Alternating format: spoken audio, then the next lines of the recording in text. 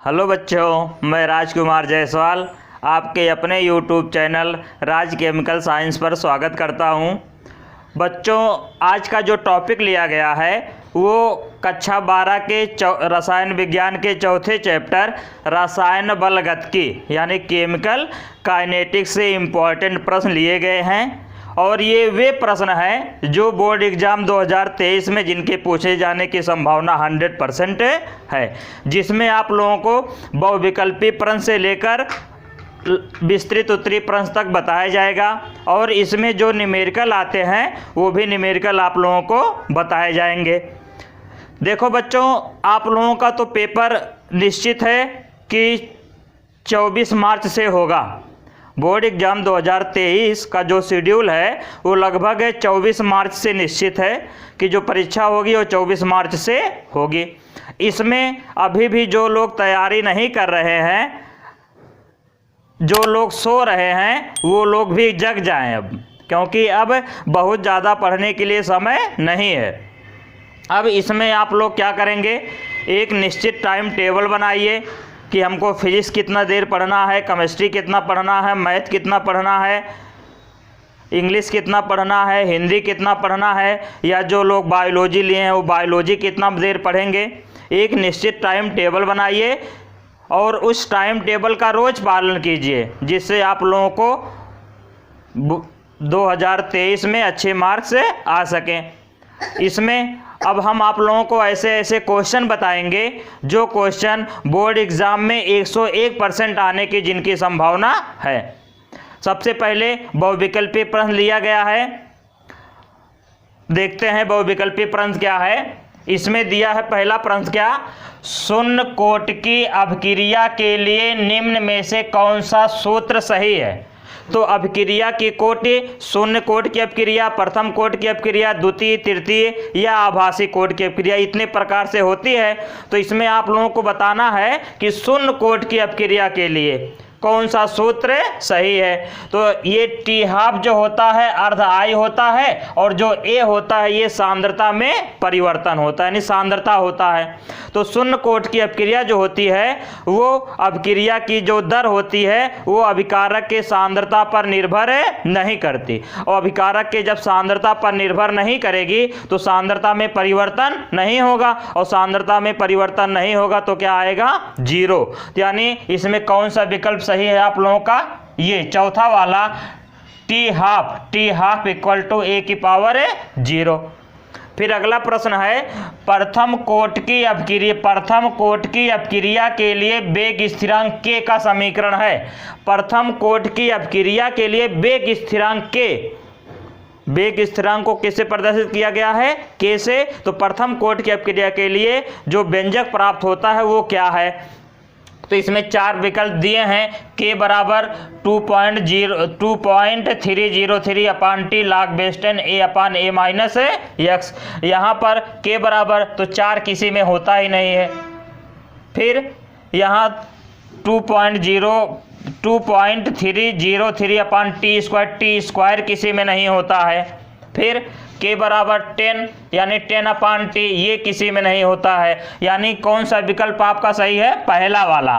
क्या होता है, 2.303 अपान टी log बेस 10 ए अपान ए माइनस एक्स। वेग स्थिरांक व्यंजक प्रथम कोट की अभिक्रिया के लिए यही है। फिर अगला प्रश्न क्या है, प्रथम कोट की अभिक्रिया के लिए के यानी वेग स्थिरांक और टी हाफ यानी अर्ध आयु।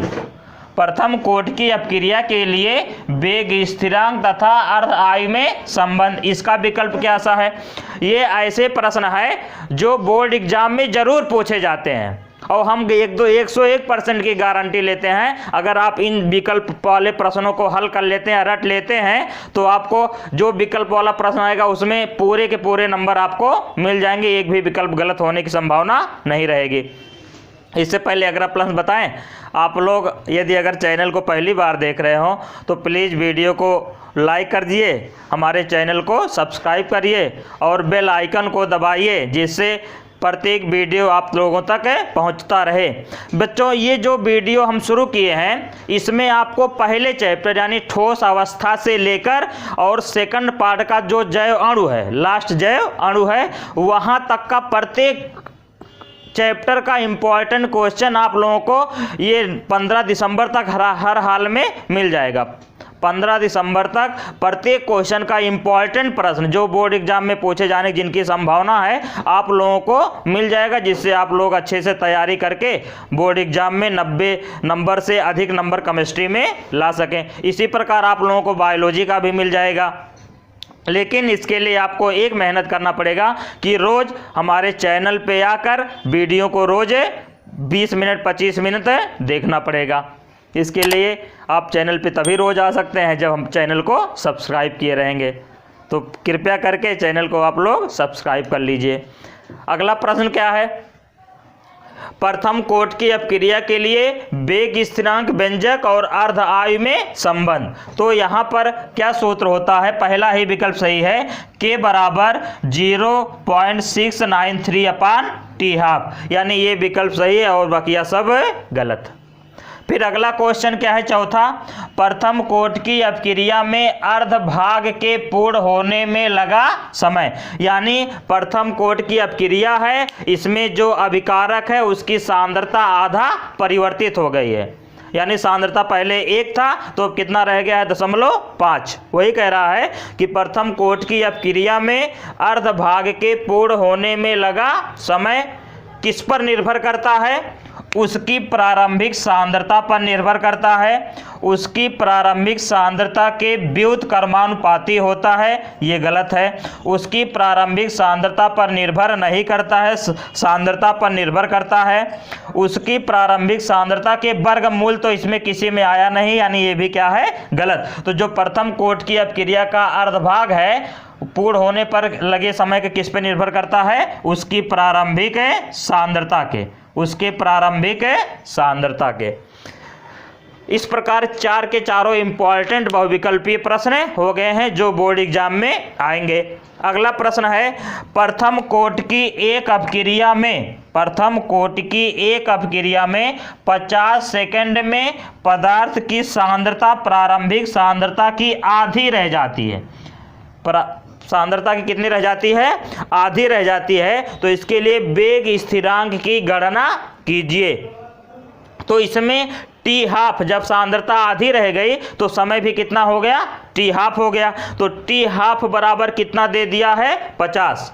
टी हाफ बराबर कितना दे दिया है? देखिए हल बताते हैं इसका।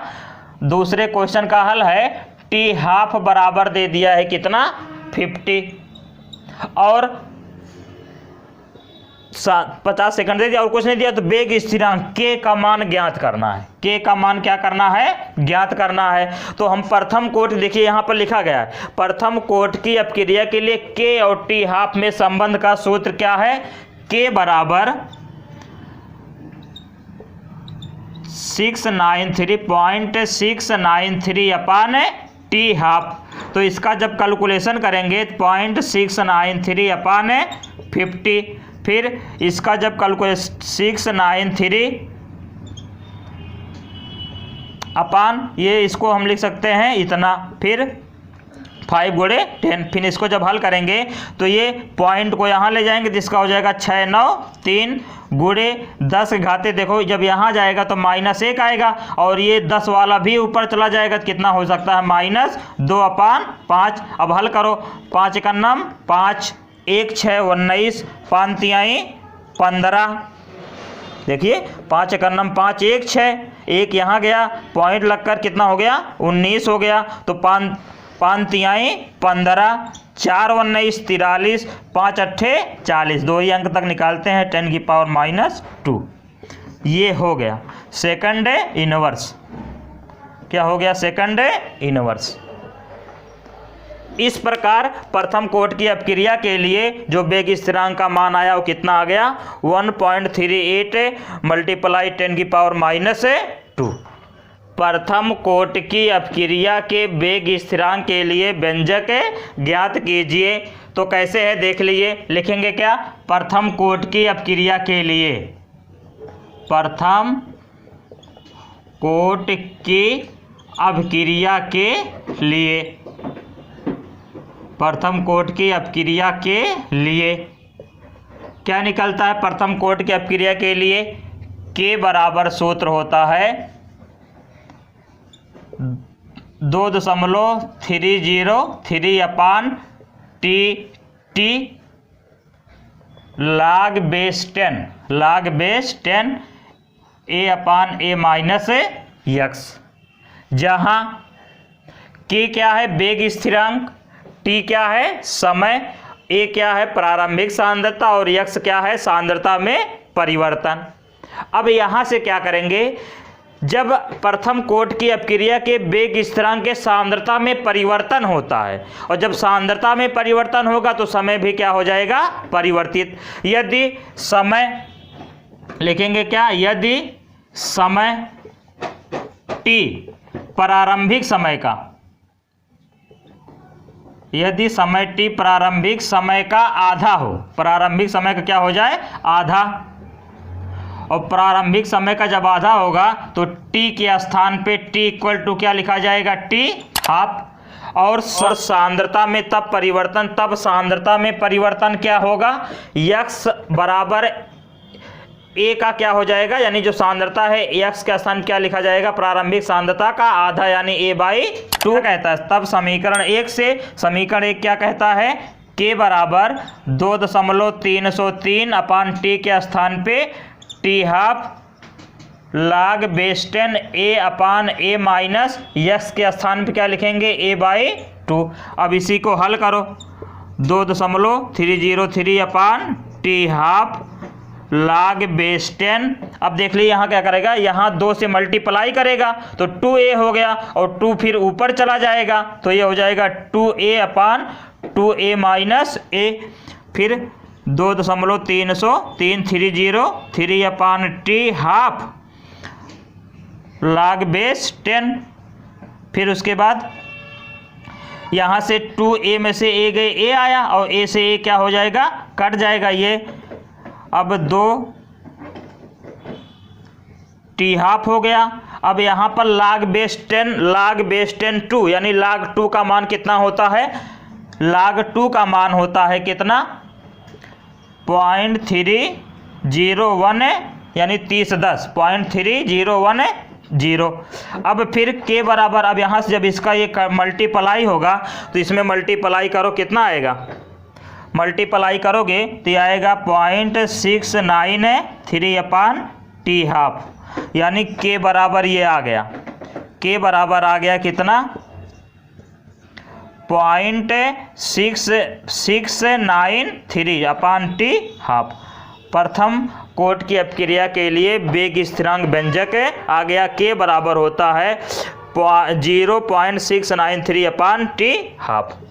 इस प्रकार ये पहले प्रश्न का उत्तर हो गया। हाँ बच्चों, इस प्रकार अगला प्रश्न है अभिक्रिया की आणविकता तथा कोट में अंतर लिखिए। कभी कभी ये वाला प्रश्न कैसे पूछा जाता है कि अपक्रिया की आणविकता किसे कहते हैं और अपक्रिया की कोट किसे कहते हैं, तो हम दोनों का डिफिनीशन पहले बता रहे हैं। अंतर में क्या हो जाएगा? पहला अंतर, यानी अगर आपको यहाँ लिख दिया जाए आणविकता और यहाँ पर लिख दिया जाए क्या? कोट। अपक्रिया की आणविकता और अपक्रिया की कोट। तो जो पहला अंतर में, पहले अंतर में आप डिफिनीशन ही लिख सकते हैं, परिभाषा लिख सकते हैं। तो अपक्रिया की आणविकता की परिभाषा क्या होती है? इसमें अपक्रिया की आणविकता की परिभाषा क्या होती है कि किसी रासायनिक अपक्रिया में भाग लेने वाले अभिकारक अणुओं की संख्या, किसी रासायनिक अपक्रिया में भाग लेने वाले अभिकारक अणुओं की संख्या ही अपक्रिया की आणविकता कहलाती है। यानी जितने अभिकारक भाग लेते हैं, जितने क्या करते हैं? अभिकारक भाग लेते हैं, वो अपक्रिया की क्या होती है? आणविकता। जितने अभिकारक रहेंगे। और अपक्रिया की कोट क्या परिभाषा क्या है कि किसी रासायनिक अपक्रिया में अपक्रिया की दर अभिकारक के सांद्रता के घात के अनुक्रमानुपाती होता है। ये हो गया अपक्रिया के कोट का। यहाँ सांद्रता की घात होता है, यहाँ पर क्या होता है, सांद्रता की घात। तो पहला आपका अंतर यही हो गया परिभाषा कि इसमें जितने अभिकारक लिंग रहेंगे वो अपक्रिया की आणविकता और कोटि में अभिकारक के सांद्रता की घात। दूसरा अंतर है कि ये निश्चित संख्या होती है। अपक्रिया की आणविकता क्या होती है, निश्चित संख्या होती है, जबकि ये निश्चित संख्या नहीं बल्कि ये क्या हो सकती है, शून्य भी हो सकती है या ऋणात्मक भी हो सकती है। और अपक्रिया की कोट जो होती है, शून्य कोट की अपक्रिया भी होती है और ऋणात्मक भी होता है। फिर अगला नंबर क्या है, ये जो होता है आणविकता जो होती है ये सिद्धांत पर आधारित होता है। किस पर आधारित होता है, सिद्धांत पर। और इसमें जबकि ये किस पे आधारित होता है, प्रयोग पर आधारित होता है। अपक्रिया की आणविकता सिद्धांत पे आधारित है और अपक्रिया की कोट किस पे आधारित है, प्रयोग पर आधारित है। नंबर अगला चौथे में हम कह सकते हैं कि ये सदैव धनात्मक होता है। सदैव क्या होता है, धनात्मक होता है। और इसमें कह सकते हैं ये क्या हो सकता है, ऋणात्मक भी होता है। क्या होता है, ऋणात्मक भी होता है।